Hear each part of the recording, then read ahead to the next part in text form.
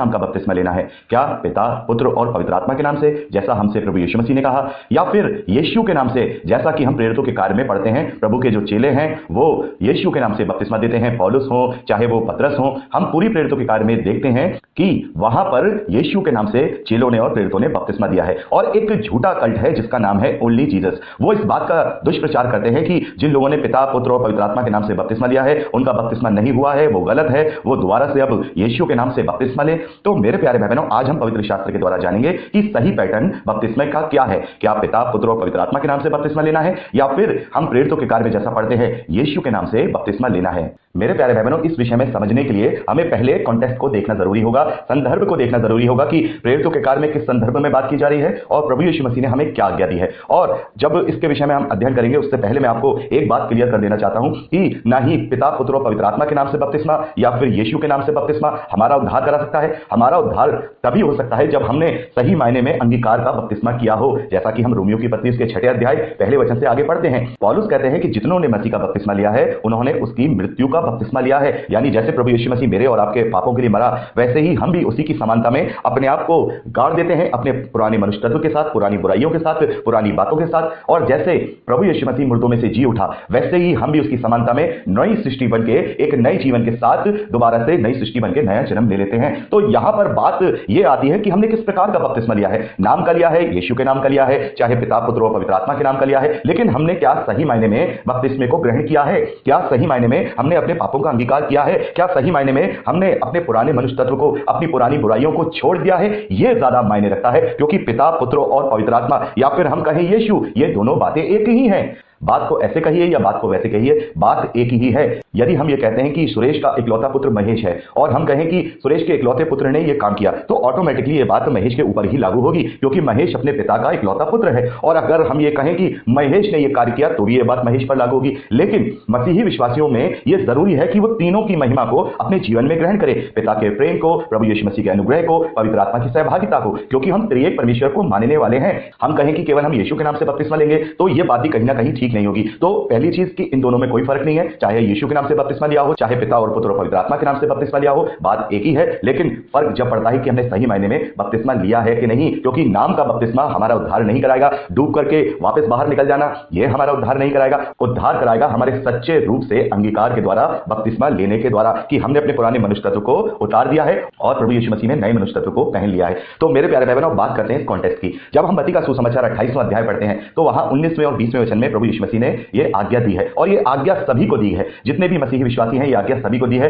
सब जाति के लोगों को चेला बनाओ और पिता और पुत्र और पवित्र आत्मा के नाम से बपतिस्मा दो। तो यहां प्रभु यीशु मसीह ने यह आदेश दिया है कि हमें पिता, पुत्र और पवित्र आत्मा के नाम से बपतिस्मा देना है। लेकिन प्रेरितों के कार्य में जब हम पढ़ते हैं 2 अध्याय उसके 38वें वचन में, 10वां अध्याय उसके 48वें वचन में, वहां पर हम देखते हैं कि चेलों ने यीशु के नाम से बपतिस्मा दिया है। तो वहां चेलों ने यीशु के नाम का बपतिस्मा क्यों दिया है? मेरे प्यारे बहनों, इसीलिए मैं कहता हूं कि बाइबल का कॉन्टेक्स्ट और संदर्भ पढ़ने की हमें जरूरत है। यहां पर जब प्रेरितों के कार्य लिखा जा रहा है या प्रेरितों के कार्य में प्रचार किया जा रहा है, वो सर्कमस्टेंसेस क्या हैं, वो हालात क्या हैं। उस वक्त जब चेले बात कर रहे हैं तो चेले ये नहीं कह रहे हैं कि हमें पिता, पुत्र और पवित्र आत्मा के नाम से बपतिस्मा नहीं देना है, केवल यीशु के नाम से बपतिस्मा देना है। नहीं, वहां पर हम देख रहे हैं कि वहां पर प्रभु यीशु मसीह का प्रचार किया जा रहा है, और यह प्रचार यहूदियों में किया जा रहा है। सबसे पहले जो प्रचार था वो केवल यहूदियों में था। फिर उसके बाद प्रभु यीशु मसीह ने पौलुस को चुना, और पौलुस के बाद प्रभु यीशु मसीह ने पतरस को भी इंडिकेशन दिया, दर्शन देकर के कहा कि अब ये जो सुसमाचार है वो जाति जाति सब जाति के लोगों में फैलाया जाए, जो गैर यहूदी लोग हैं उन तक भी ये सुसमाचार पहुंचाया जाए। तब ये सुसमाचार अन्य जातियों में फैलाया गया, या ये कहें गैर यहूदियों में फैलाया गया। तो पहले जब वो प्रचार कर रहे हैं तो वो किसके बीच में कर रहे हैं? केवल यहूदियों के बीच में। और प्रेरितों के कार्य 2 अध्याय में भी हम देखते हैं कि वहां पर जब पतरस वहां जब प्रभु का प्रचार करते हैं ऊंचे शब्द में, तो वहां पर कौन लोग सुन रहे हैं? वो लोग जो यहूदी हैं, और उन्हीं में से ही उन लोगों ने प्रभु यीशु मसीह के नाम का बपतिस्मा लिया है। यानी कि उन यहूदियों लोगों को केवल प्रभु के अंगीकार की ही आवश्यकता थी, उन्हें प्रभु के अंगीकार की ही आवश्यकता थी, क्योंकि वो पिता और पवित्र आत्मा को पहले से ही जानते हैं, उसका अंगीकार करते हैं। लेकिन यीशु का इनकार करते हैं, वो यीशु का इनकार करते हैं। तो वहां पर चेले कहते हैं कि यदि उद्धार पाना चाहते हो तो मन फिराओ और यीशु को स्वीकार करो। वहां पर जो कहने का जो संदर्भ है, जो कॉन्टेक्स्ट है, वो यीशु को स्वीकार करने का संदर्भ है। मेरे प्यारे बहनों, यदि हम किसी अन्य जाति के या गैर यहूदी के बीच में जाकर के प्रचार करेंगे तो क्या केवल हम यीशु का प्रचार करेंगे?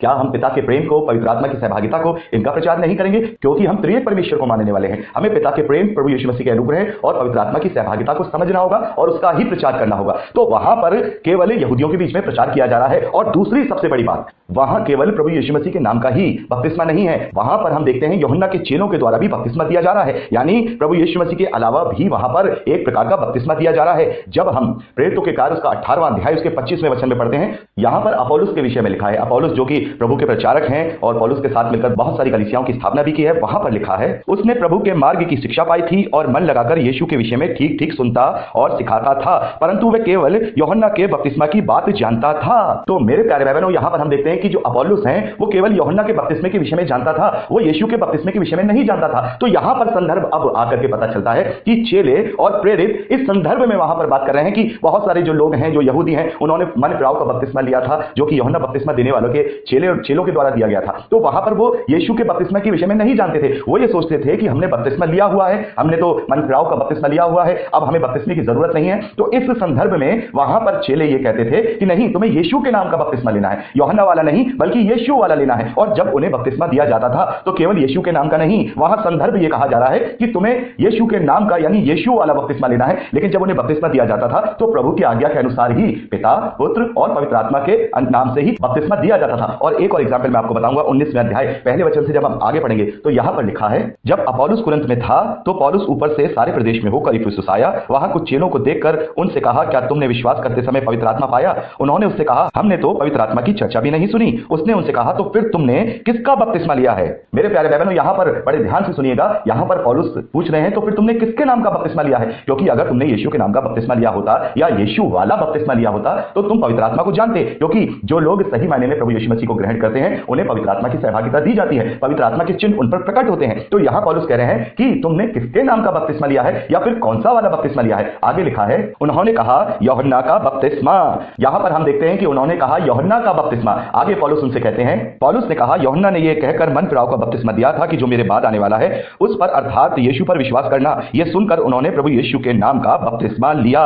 तो मेरे प्यारे भाई बहनों, यहां संदर्भ पूरी तरह से क्लियर हो जाता है, पूरी तरह से क्लियर हो जाता है कि वहां पर लोग यूहन्ना के चेलों के द्वारा यूहन्ना वाला मन फिराव का बपतिस्मा लेते थे, लेकिन चेले उन लोगों को समझा रहे थे कि मन फिराव का बपतिस्मा नहीं, बल्कि यूहन्ना ने तो इस बात की गवाही दी है कि जो मेरे बाद आने वाला है वो मुझसे बड़ा है, इसीलिए तुम्हें यीशु का अंगीकार करना होगा, यीशु वाला बपतिस्मा लेना होगा, यीशु का बताया हुआ बपतिस्मा लेना होगा। वहां पर चेले ये नहीं कह रहे हैं कि तुम्हें यीशु के नाम से बपतिस्मा लेना होगा, वहां पर चेले कह रहे हैं कि तुम्हें यीशु वाला बपतिस्मा लेना होगा। तो यहां पूरी तरह से कॉन्टेक्स्ट क्लियर हो गया। एक वचन को, दो वचन को पढ़ के हम ये अपनी राय नहीं बना सकते हैं कि चेलों ने तो यीशु के नाम का बपतिस्मा लिया, चेलों ने तो यीशु के नाम का बपतिस्मा लिया। तो फिर क्या बाइबल एक दूसरे को कंट्रोडिक्ट कर रहा है? प्रभु यीशु मसीह ने अपने स्वयं अपने मुंह से कहा कि तुम सब जाति के लोगों को चेला बनाओ, उन्हें पिता, पुत्र और पवित्र आत्मा के नाम से बपतिस्मा दो। तो फिर चेले अलग तरीके से बपतिस्मा कैसे दे सकते हैं? चेलों ने ही वही बपतिस्मा दिया है, पिता, पुत्र और पवित्र आत्मा। और केवल अगर हम यीशु के नाम का भी बपतिस्मा ले रहे हैं तो वो भी एक ही बात है। जैसा कि मैंने आपको उदाहरण दिया कि चाहे हम यीशु के नाम का बपतिस्मा लें, चाहे हम पिता और पुत्र और पवित्र आत्मा के नाम से बपतिस्मा लें, बात एक ही है। उससे हमारे उद्धार का कोई भी मतलब नहीं है। उद्धार हम तभी पाएंगे जब हम अपने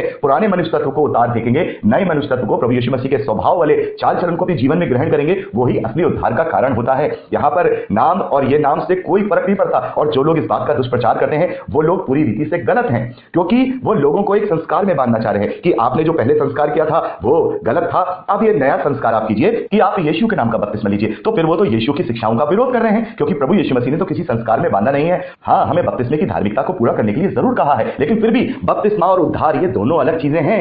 बपतिस्मा और उद्धार दोनों अलग चीजें हैं। मेरे प्यारे भाई बहनों, बपतिस्मे से पहले ही हम प्रेरितों के कार्य उसके 10वें अध्याय में पढ़ते हैं, जो कुरनेलियस है उसके पूरे घराने ने बपतिस्मे से पहले ही केवल वचन को सुनने के द्वारा ही पवित्र आत्मा को पाया था। और जब पवित्र आत्मा को पाया था तो इसका मतलब यह है कि उनका उद्धार हुआ था, और फिर उसके बाद उन्होंने बपतिस्मा लिया था। तो उद्धार और बपतिस्मा ये दोनों अलग अलग चीजें हैं। जैसा कि हम लूका के सुसमाचार में पढ़ते हैं, जो डाकू था प्रभु यीशु मसीह के साथ, जिसे क्रूस पर चढ़ाया गया था, प्रभु यीशु मसीह ने उससे क्या कहा? तू आज ही मेरे साथ स्वर्गलोक में होगा। और वहां पर उस डाकू ने केवल अंगीकार किया था, विश्वास किया था, वहां कोई उसने बपतिस्मा नहीं लिया था। तो बपतिस्मा और उद्धार ये दोनों अलग अलग चीजें हैं। बपतिस्मा वो धार्मिकता है जो हमें प्रभु यीशु मसीह को ग्रहण करने के साथ ही पूरी करनी है। जब हम उसकी शिक्षाओं को जान जाएं, पवित्र शास्त्र का अध्ययन कर लें, उसके बाद हमें ये एक धार्मिकता पूरी करनी है, केवल एक फिजिकल चिन्ह के साथ कि अब हम प्रभु यीशु मसीह की कलीसिया में शामिल हो गए हैं। और इससे बढ़कर इसका कोई भी उपयोग इस धरती पर नहीं है। हमें अपने मन फिराव का, अपने पुराने मनुष्य तत्व को गाड़ कर नई सृष्टि बनने का, सही और सच्चे अंगीकार करने का बपतिस्मा लेना है। यही बपतिस्मा असली बपतिस्मा है जो हमें अनंत जीवन तक लेके जाएगा। ये सारे संस्कार यहीं के यहीं रखे रह जाएंगे। केवल मन और आत्मा को जांचने वाला परमेश्वर मन और आत्मा के द्वारा ही जांच कर हमारा न्याय करेगा। तो मेरे प्यारे भाई बहनों, हमने यहां पर बात की कि किसके नाम का बपतिस्मा, तो सीधी कंक्लूजन के साथ बात निकल करके आई कि पिता और पुत्र और पवित्र आत्मा के नाम से बपतिस्मा लेना है। लेकिन यदि कोई यहूदी है या फिर हम कहें जो प्रभु यीशु मसीह से पहले बपतिस्मा यूहन्ना वाला ले चुका है, मन फिराव का बपतिस्मा ले चुका है पवित्र आत्मा को, या फिर हम कहें परमेश्वर को जानता है, तो वो यीशु के नाम का भी बपतिस्मा ले सकता है। लेकिन जो गैर यहूदी हैं, जिन्होंने कभी परमेश्वर का नाम नहीं सुना, जिन्होंने कभी पवित्र आत्मा का नाम नहीं सुना, जिन्होंने कभी यीशु का नाम नहीं सुना, यदि उनके बीच में जाकर के हम प्रचार करेंगे तो हमें फिर तीनों का प्रचार करना होगा, केवल हम यीशु का प्रचार नहीं कर सकते हैं। क्योंकि हम दूसरा कुरिन्थियों का 13वां अध्याय उसके 14वें वचन में पढ़ते हैं, वहां पर पौलुस लिखते हैं, प्रभु यीशु मसीह का अनुग्रह और परमेश्वर का प्रेम और पवित्र आत्मा की सहभागिता तुम सबके साथ होती रहे। तो मेरे प्यारे भाई बहनों, यहां पर हम देखते हैं कि पौलुस भी अपनी पत्री में यही बात लिखते हैं कि परमेश्वर का प्रेम, प्रभु यीशु मसीह का अनुग्रह और पवित्र आत्मा की सहभागिता हम सभी के साथ होती रहे। तो यह जरूरी है कि हम तीनों का एक साथ प्रचार करें, तीनों के विषय में बताएं, क्योंकि हम त्रिएक परमेश्वर को मानने वाले हैं। यदि हमने केवल यीशु के नाम से ही बपतिस्मा देना शुरू कर दिया तो फिर हम अन्य जातियों को त्रिएकता का कॉन्सेप्ट कैसे बताएंगे? फिर वो कैसे समझेंगे परमेश्वर के प्रेम को? फिर वो कैसे समझेंगे पवित्र आत्मा की सहभागिता को? फिर वो कैसे समझेंगे प्रभु यीशु मसीह के अनुग्रह को? तो मेरे प्यारे भाई बहनों, यही सही कॉन्टेक्स्ट है, यही सही बपतिस्मा है कि हम पिता, पुत्र और पवित्र आत्मा के नाम से ही बपतिस्मा लें, जिसकी आज्ञा प्रभु यीशु मसीह ने हमें दी है। और यदि कोई ये कहे कि आपने पिता, पुत्र और पवित्र आत्मा के नाम से बपतिस्मा लिया है और अब आपको दोबारा बपतिस्मा लेना होगा, तो ये बिल्कुल गलत है, ये अनबिब्लिकल है। प्रभु यीशु मसीह का विरोध करना है। ऐसे लोग झूठे हैं, वो किसी भी रीति से बाइबल को सही संदर्भ में पढ़ना नहीं जानते हैं। तो मेरे प्यारे भाई बहनों, आशा करता हूं कि इस संदर्भ में, इस विषय में आपको अच्छे से जानकारी मिली होगी और आप समझ गए होंगे कि हमें किस प्रकार का बपतिस्मा लेना है। तो आज के लिए इतना ही। प्रभु आप सबको बहुत आशीष दे, अपने वचन में दृढ़ करे, यीशु के सामर्थ्य नाम में, आमीन।